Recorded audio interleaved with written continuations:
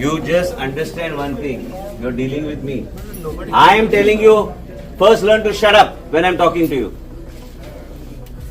You can be anything. You want to file a case, go and file a case. But I am telling you, you're suspended from right now. ಗೋವಾದ ಆರೋಗ್ಯ ಸಚಿವರು ರೋಗಿಯೊಂದಿಗೆ ಕೆಟ್ಟದಾಗಿ ವರ್ತಿಸಿದ್ದ ಆರೋಪದ ಮೇಲೆ ಸರ್ಕಾರಿ ಆಸ್ಪತ್ರೆಯ ಹಿರಿಯ ವೈದ್ಯರೊಬ್ಬರನ್ನ ಅವಮಾನಕರ ರೀತಿಯಲ್ಲಿ ಕ್ಯಾಮೆರಾಗಳ ಮುಂದೆ ಅಮಾನತುಗೊಳಿಸಿರುವುದು ದೊಡ್ಡ ವಿವಾದಕ್ಕೆ ಕಾರಣ ಆಗಿದೆ. ಗೋವಾ ಆರೋಗ್ಯ ಸಚಿವ ವಿಶ್ವಜಿತ್ ರಾಣೆ ಅವರು ಹಿರಿಯ ಸರ್ಕಾರಿ ವೈದ್ಯರೊಬ್ಬರನ್ನ ಸಾರ್ವಜನಿಕವಾಗಿ ತರಾಟೆಗೆ ತೆಗೆದುಕೊಂಡಿದ್ದಕ್ಕಾಗಿ ಮತ್ತು ಅಮಾನತುಗೊಳಿಸಿದ್ದಕ್ಕಾಗಿ ವಿರೋಧ ಪಕ್ಷ ಮತ್ತು ವೈದ್ಯಕೀಯ ವಲಯದ ಭಾರೀ ಆಕ್ರೋಶಕ್ಕೆ ಗುರಿಯಾಗಿದ್ದಾರೆ. ಈ ಘಟನೆ ಸಚಿವರು ಗೋವಾ ವೈದ್ಯಕೀಯ ಕಾಲೇಜು ಮತ್ತು ಆಸ್ಪತ್ರೆಗೆ ತಪಾಸಣೆಗೆ ಅಂತ ಭೇಟಿ ನೀಡಿದ್ದಾಗ ನಡೆದಿದೆ.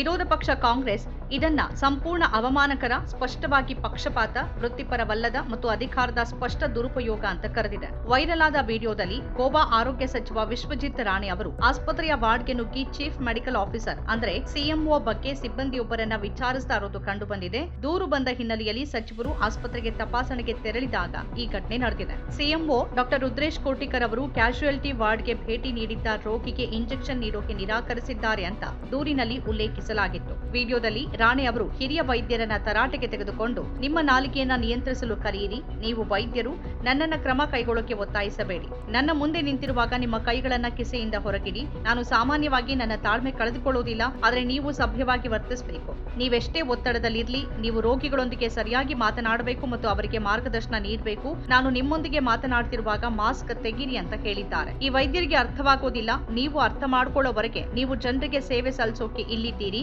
ನಿಮ್ಮ ಅಹಂನಿಂದ ಇಲ್ಲಿಗೆ ಬಂದಿಲ್ಲ ಅಂತ ರಾಣೆ ಹೇಳಿದ್ದಾರೆ. ನಂತರ ವೈದ್ಯಕೀಯ ಅಧೀಕ್ಷಕರ ಅಮಾನತು ಆದೇಶ ಹೊರಡಿಸೋಕೆ ಸೂಚಿಸಿದ ಸಚಿವರು ಇಲ್ಲಿಂದ ಅವರನ್ನ ಹೊರಹಾಕಿ ಅಂತ ಹೇಳಿದ್ದಾರೆ. Put your hands out first when you're standing in front of me. I generally don't lose my cool, but you have to behave yourself. Mask काढ पहिले, माका तोंड पळोवंक जाय तुजें. सांबाळून एका सस्पेन्शन ऑर्डर काढा and kick him out from here. These doctors don't understand unless you understand you're here to serve humanity. You're not here with your bloody ego. I said I am telling you what I'm saying. You're not authorized to speak when I'm speaking. You please go. दूसरा CMO gala, I'll issue the note for suspension. You get out from here. That's it.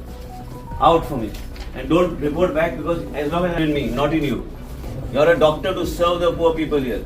Doctor Kotikar ವಿವರಣೆ ನೀಡೋಕೆ ಪ್ರಯತ್ನಿಸಿದಾಗ ರಾಣೆ ಅವರು ಬಾಯಿ ಮುಚ್ಚು ಅಂತ ಹೇಳಿದ್ರು. ನಾನು ಮಾತಾಡ್ತಿರುವಾಗ ನೀವು ಮಾತನಾಡಲು ಅಧಿಕೃತ ವ್ಯಕ್ತಿಯಲ್ಲ, ಇಲ್ಲಿಂದ ಹೊರಹೋಗಿ, ನೀವು ಬಡ ಜನರಿಗೆ ಸೇವೆ ಸಲ್ಲಿಸೋಕೆ ಇರುವ ವೈದ್ಯರು, ನಾನು ನಿಮ್ಮನ್ನ ಅಮಾನತುಗೊಳಿಸಿದ್ದೇನೆ, ಅವರನ್ನ ತಕ್ಷಣ ಕರ್ತವ್ಯದಿಂದ ಬಿಡುಗಡೆಗೊಳಿಸಬೇಕು ಅಂತ ನಾನು ಬಯಸ್ತೇನೆ. ನೀವು ಒಂದು ವಿಷಯವನ್ನ ಅರ್ಥ ಮಾಡ್ಕೊಳ್ಳಿ, ನೀವು ನನ್ನೊಂದಿಗೆ ವ್ಯವಹರಿಸ್ತಿದ್ದೀರಿ. ಮೊದಲು ನಾನು ಮಾತನಾಡ್ತಿರುವಾಗ ಬಾಯಿ ಮುಚ್ಚೋಕ್ ಕಲೀರಿ. ನೀವ್ ಯಾರೇ ಆಗಿರ್ಲಿ, ನೀವು ದೂರು ದಾಖಲಿಸೋಕೆ ಬಯಸಿದ್ರೆ ಹೋಗಿ ದೂರನ್ನ ದಾಖಲಿಸಿ, ಆದ್ರೆ ನಾನ್ ನಿಮ್ಗೆ ಹೇಳ್ತಿದ್ದೀನಿ, ನಿಮ್ಮನ್ನ ಅಮಾನತುಗೊಳಿಸಲಾಗಿದೆ ಅಂತ ರಾಣೆ ಹೇಳಿದ್ದಾರೆ. ತನಿಖೆ ಪ್ರಾರಂಭವಾದಾಗ ನಿಮ್ಮ ವಿವರಣೆಯನ್ನ ನೀಡಿ, ಆ ಸಮಯದಲ್ಲಿ ನಾನು ನಿಮ್ಮನ್ನ ಮರಳಿ ತೆಗೆದುಕೊಳ್ಳಬೇಕಾ ಅಥವಾ ಬೇಡವಾ ಅನ್ನೋದನ್ನ ಪರಿಗಣಿಸ್ತೇನೆ.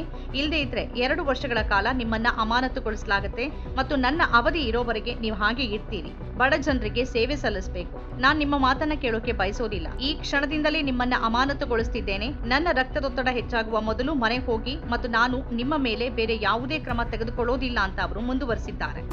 You just understand one thing. You're dealing with me. I am telling you, first learn to shut up when I'm talking to you.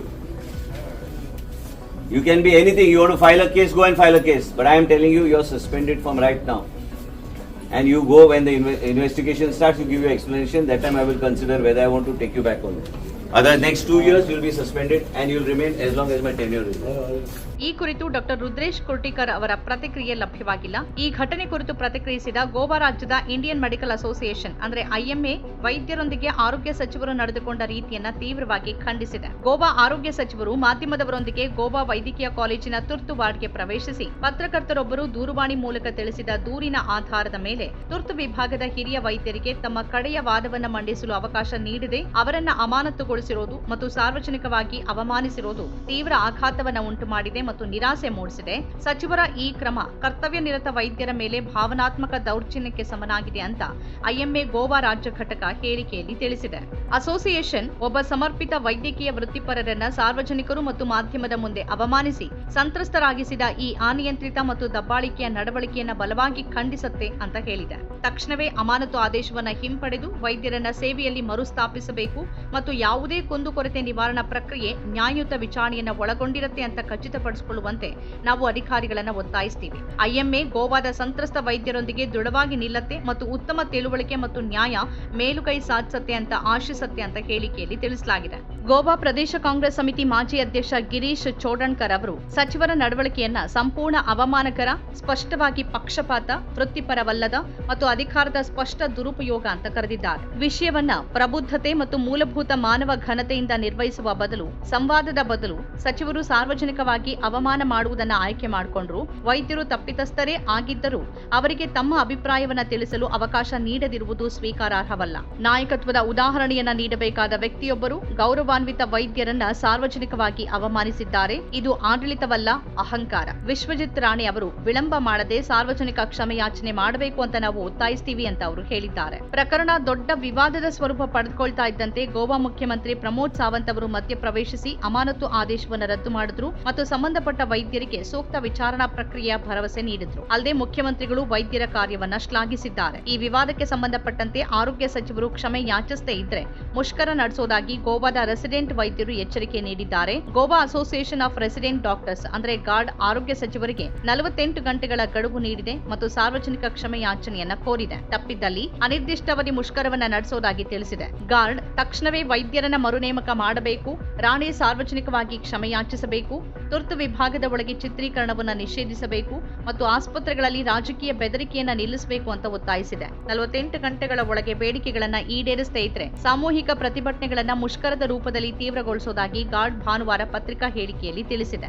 ಬಳಿಕ ಸಚಿವರು ತಮ್ಮ ನಡೆಯನ್ನ ಸಮರ್ಥಿಸಿಕೊಂಡಿದ್ದಲ್ಲದೆ ಅವರ ಹೇಳಿಕೆಗಳನ್ನ ಮಾಧ್ಯಮಗಳು ತಿರುಚಿವೆ ಅಂತ ಆರೋಪಿಸಿದ್ರು. ನಂತರ ಸಾರ್ವಜನಿಕವಾಗಿ ವೈದ್ಯರನ್ನ ತರಾಟೆಗೆ ತೆಗೆದುಕೊಂಡಿದ್ದಕ್ಕಾಗಿ ರಾಣೆ ವಿಷಾದ ವ್ಯಕ್ತಪಡಿಸಿದ್ರು. ಆದರೆ ತಮ್ಮ ಉದ್ದೇಶ ಸರಿಯಾಗಿತ್ತು ಅಂತ ಅವರು ಸಮರ್ಥಿಸಿಕೊಂಡ್ರು. ಎಕ್ಸ್ನಲ್ಲಿ ಪೋಸ್ಟ್ ಮಾಡಿದ ರಾಣೆ ಅವರು ಸಹಾಯವಿಲ್ಲದ ವೃದ್ಧ ಮಹಿಳೆಯ ರಕ್ಷಣೆಗೆ ನಾನು ಕ್ರಮ ಕೈಗೊಂಡೆ ಅಂತ ಹೇಳಿದ್ದಾರೆ. ಸಾರ್ವಜನಿಕ ರಜಾದಿನದಂದು ಜಿಎಂಸಿ ಕ್ಯಾಶುಯಾಲಿಟಿಯಲ್ಲಿ ಪ್ರತಿದಿನ ಇಂಜೆಕ್ಷನ್ ತೆಗೆದುಕೊಳ್ಳೋಕೆ ವೈದ್ಯಕೀಯ ಸಲಹೆಯನ್ನ ನೀಡಲಾಗಿದ್ರು ನೋವಿನಿಂದ ಬಳಲ್ತಾ ಇದ್ದ ಹಿರಿಯ ನಾಗರಿಕರಿಗೆ ಇಂಜೆಕ್ಷನ್ ನೀಡೋಕೆ ನಿರಾಕರಿಸಲಾಗಿದೆ ಅಂತ ಸಂಬಂಧಪಟ್ಟ ಕುಟುಂಬದ ಸದಸ್ಯರಿಂದ ನನಗೆ ಸಂದೇಶ ಬಂದಿತ್ತು. ಆ ಸಮಯದಲ್ಲಿ ಕ್ಯಾಶುಯಾಲಿಟಿಯಲ್ಲಿ ಕಡಿಮೆ ಸಂಖ್ಯೆಯ ರೋಗಿಗಳಿದ್ರು. ಕರುಣೆ ಮತ್ತು ಕಾಳಜಿಯ ಸರಳ ಕಾರ್ಯವನ್ನ ನಿರಾಕರಿಸಿದ್ದು ನನಗೆ ತೀವ್ರ ಬೇಸರವನ್ನ ಉಂಟು ಮಾಡಿತು ಅಂತ ಅವರು ಹೇಳಿದ್ದಾರೆ. ಆದರೆ ಆಗ ತನ್ನ ಧ್ವನಿ ಮತ್ತು ಪದಗಳು ಹೆಚ್ಚು ಮೃದುವಾಗಿರಬೇಕಿತ್ತು ಅಂತ ರಾಣೆ ಒಪ್ಪಿಕೊಂಡಿದ್ದಾರೆ. ನಾನು ವಿಮರ್ಶೆ ಅಥವಾ ಟೀಕೆಗಳನ್ನ ಮೀರಿದವನಲ್ಲ. ನಾನು ಹೇಗೆ ಸಂವಹನ ಮಾಡಿದೆ ಅನ್ನೋದಕ್ಕೆ ನಾನು ಸಂಪೂರ್ಣ ಜವಾಬ್ದಾರಿಯನ್ನ ತೆಗೆದುಕೊಳ್ತೇನೆ ಮತ್ತು ಅಂತಹ ವಿಧಾನ ಪುನರಾವರ್ತನೆ ಆಗೋದಿಲ್ಲ ಅಂತ ನಾನು ನಿಮಗೆ ಭರವಸೆ ನೀಡ್ತೇನೆ ಅಂತ ಅವರು ಹೇಳಿದ್ದಾರೆ. ಆದರೂ ಚಿಕಿತ್ಸೆ ನಿರಾಕರಿಸಲ್ಪಟ್ಟ ರೋಗಿಯ ಪರವಾಗಿ ನಿಂತಿದ್ದಕ್ಕಾಗಿ ನಾನು ಕ್ಷಮೆ ಯಾಚಿಸೋದಿಲ್ಲ.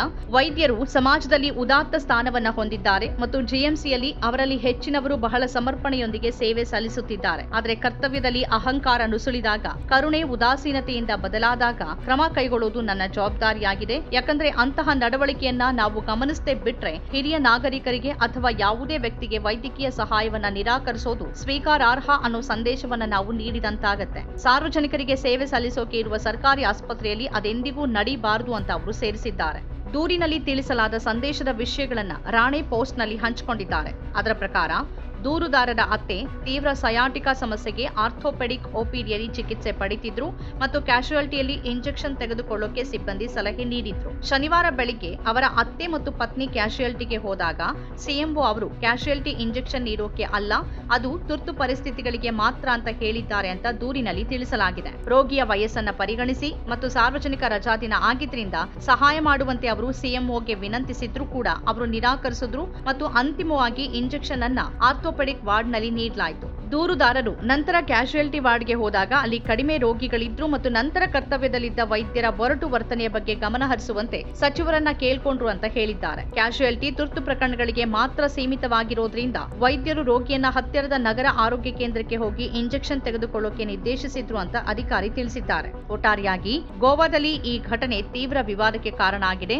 ಆರೋಗ್ಯ ಸಚಿವರ ಕ್ರಮವನ್ನ ವೈದ್ಯಕೀಯ ಸಮುದಾಯ ಮತ್ತು ವಿರೋಧ ಪಕ್ಷಗಳು ಖಂಡಿಸಿವೆ. ಮುಖ್ಯಮಂತ್ರಿಗಳ ಮಧ್ಯಸ್ಥಿಕೆ ಮತ್ತು ಸಚಿವರ ವಿಷಾದದ ನಂತರ ಪರಿಸ್ಥಿತಿ ತಿಳಿಯಾಗಿದೆಯಾದರೂ ಈ ರೀತಿ ವಿಡಿಯೋ ಮಾಡಿ ಹೀರೋಗಿರಿ ಮಾಡೋದು ಸಚಿವರ ಪಾಲಿಗೆ ಎಷ್ಟು ಸರಿ ಅಂತ ಜನ ಪ್ರಶ್ನಿಸ್ತಾ ಇದ್ದಾರೆ. ಇನ್ನೊಂದ್ ಕಡೆ ಸರ್ಕಾರಿ ಆಸ್ಪತ್ರೆಗಳಲ್ಲಿ ವೈದ್ಯರ ನಿರ್ಲಕ್ಷ್ಯ ಹಾಗೂ ಉಡಾಫೆಯಿಂದ ಜನರು ಬಹಳ ಸಮಸ್ಯೆ ಎದುರಿಸ್ತಿರೋದು ಕೂಡ ಹೌದಲ್ವಾ ಅನ್ನೋ ಪ್ರಶ್ನೆ ಕೂಡ ಇದೆ. ನಮ್ಮ ಕಾರ್ಯಕ್ರಮಗಳನ್ನ ನೀವು ನೋಡ್ತಾ ಇದ್ರೆ ನಮ್ಮ ಚಾನೆಲ್ ಅನ್ನ ಸಬ್ಸ್ಕ್ರೈಬ್ ಮಾಡಿ, ಪಕ್ಕದ ಬೆಲ್ ಐಕಾನ್ ಒತ್ತಿ ನಮ್ಮನ್ನ ಬೆಂಬಲಿಸಿ. ಹಾಗೆ ನಮ್ಮ ಕಾರ್ಯಕ್ರಮಗಳನ್ನ ಲೈಕ್ ಮಾಡಿ, ಕಮೆಂಟ್ ಮಾಡಿ, ಅದನ್ನ ಬೇರೆಯವರಿಗೂ ವಾಟ್ಸ್ಆಪ್ ಮೂಲಕ ಶೇರ್ ಮಾಡಿ. ನೀವು ಹೀಗೆ ಮಾಡಿದಾಗ ನಮ್ಮ ಚಾನೆಲ್ ಇನ್ನಷ್ಟು ಮತ್ತಷ್ಟು ಜನರಿಗೆ ತಲುಪಲು ನೀವು ನಮ್ಮೊಂದಿಗೆ ಸಹಕರಿಸಿದ ಹಾಗಾಗುತ್ತೆ. ಇದು ನೀವು ಯಾವುದೇ ಖರ್ಚಿಲ್ಲದೆ ಕೆಲವೇ ಸೆಕೆಂಡುಗಳಲ್ಲಿ ನೀಡಬಹುದಾದ ಸಹಕಾರ. ಧನ್ಯವಾದಗಳು.